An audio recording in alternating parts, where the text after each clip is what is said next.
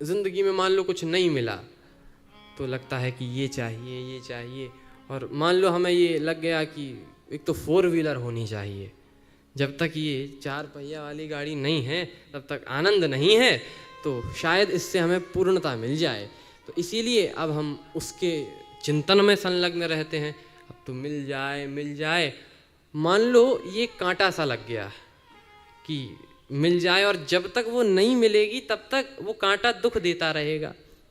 अब हमें 4 व्हीलर मिल गई, कुछ देर का तो सुख प्राप्त हुआ, फिर दूसरा कांटा लग गया, अब तो एक और मकान होना चाहिए।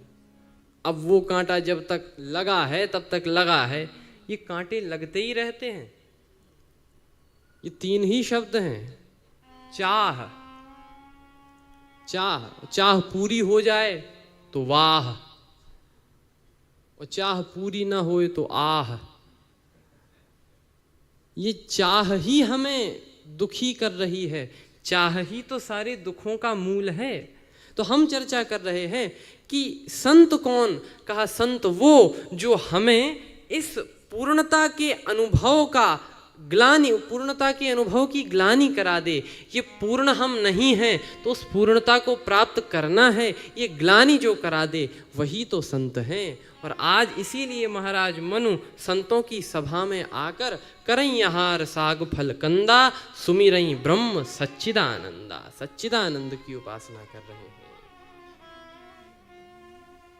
वो कौन है जिसे प्राप्त कर कर पूर्णता को प्राप्त हो जाए?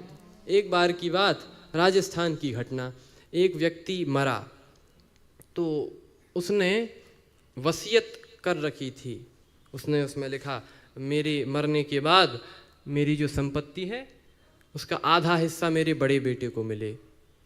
फिर बोला कि तीसरा हिस्सा, ये चौथा हिस्सा मेरे छोटे बेटे को मिले और 5वां हिस्सा बेटी को मिले। ये वसीयत कर रखी थी उसने। अब जब मरा तो पंचायत लगी, सब उसका क्रियाक्रम होने के बाद कहा अब क्या होना चाहिए। पंचायत में लोगों ने कहा कि आधा हिस्सा संपत्ति का, वो कहा वो आधा हिस्सा तो ठीक है लेकिन संपत्ति के नाम पर 19 ऊंट छोड़ गया है, अब करो 19 के आधे। क्या किया जाए? 19 के 8। तो पंचायत ने सोचा कि एक काम करते हैं, ऊँटों को बेच देते हैं और फिर जो पैसा मिलेगा उसका बंटवारा कर लेंगे।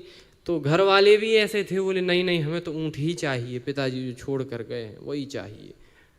क्या किया जाए?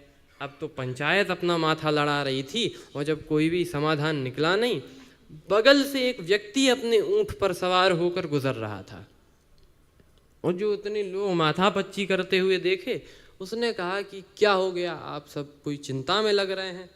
तो पंचायत ने कहा कि हाँ साहब, मरने वाला मर गया और हमारे लिए चिंता छोड़ गया। इसने कहा है कि मेरी संपत्ति का आधा हिस्सा बड़े बेटे को मिले और चौथा हिस्सा छोटे बेटे को मिले और 5वां हिस्सा बेटी को मिले और संपत्ति के नाम पर 19 ऊँट छोड़ गया है, अब बांटो। कैसे बटेंगे? बट ही नहीं सकते। वो व्यक्ति ने कहा कि काम करो, वो मरने वाला मेरा मित्र था, हम अपना ऊँट दान करते हैं, इसमें मिला लो, उसकी ही संपत्ति में मिला लो, अब बांटो। अब देखो 19 ऊँट थे, एक और आ गया, कितने हो गए? 20।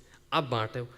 तो संपत्ति का आधा हिस्सा मिलना था बड़े बेटे को, 20 का आधा 10, 10 मिल गया बड़े बेटे को। इसके बाद संपत्ति का चौथा हिस्सा मिलना था छोटे बेटे को, तो 20 का चौथा हिस्सा 5, 5 मिल गया छोटे बेटे को।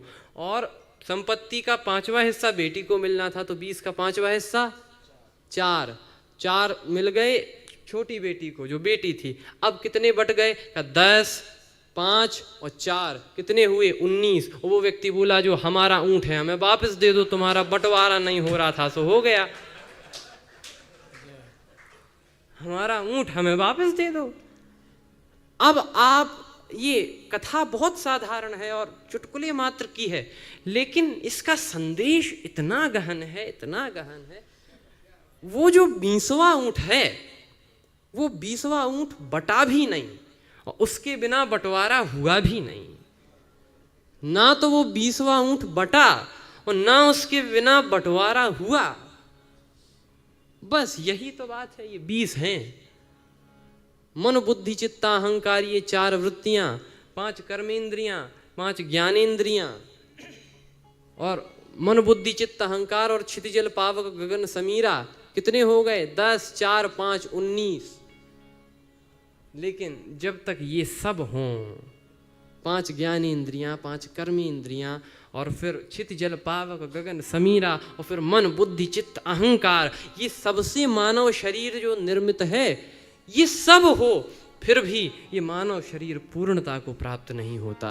पूर्ण कब होता है? कहा जब वो एक मिलता है। पूर्णमदः पूर्णमिदं पूर्णात् पूर्णमुदच्यते पूर्णस्य पूर्णमादाय पूर्णमेवावशिष्यते।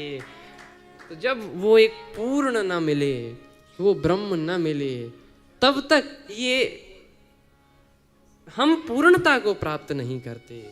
इसीलिए उसको पाना तो आवश्यक है,